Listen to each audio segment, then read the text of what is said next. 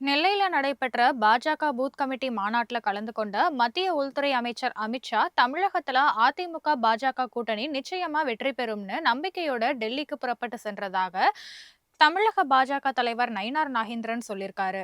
திருநெல்வேலியில தமிழக பாஜக சார்பில் பூத் கமிட்டி மாநாடு கடந்த 22ல நடத்தப்பட்டது. இந்த மாநாட்டில் மத்திய உள்துறை அமைச்சர் அமித்ஷா பங்கேற்று கட்சி நிர்வாகிகளுக்கு ஆலோசனை வழங்கினாரு.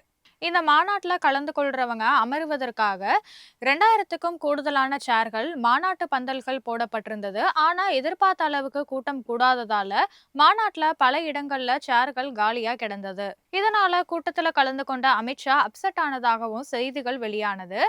ஆனா இதனை மறுத்துள்ள தமிழக பாஜக தலைவர் நயினார் நாகேந்திரன், கூட்டம் குறைவா இருந்ததால மத்திய அமைச்சர் அமித்ஷா அப்செட் ஆனதா வெளியான தகவல் முற்றிலும் தவறானதுன்னு குறிப்பிட்டிருக்காரு. திருநெல்வேலியை தொடர்ந்து தமிழகத்தோட பல இடங்கள்லையும் இதே போன்ற பூத் கமிட்டி மாநாடுகள் தமிழக பாஜக சார்பில் நடத்தப்பட இருக்குன்னு கூறிய அவரு, சென்னையில நடக்கும் பாஜக பூத் கமிட்டி மாநாட்டில் 8 லட்சம் பேர் பங்கேற்பாங்க அப்படின்னு சொல்லியிருக்காரு.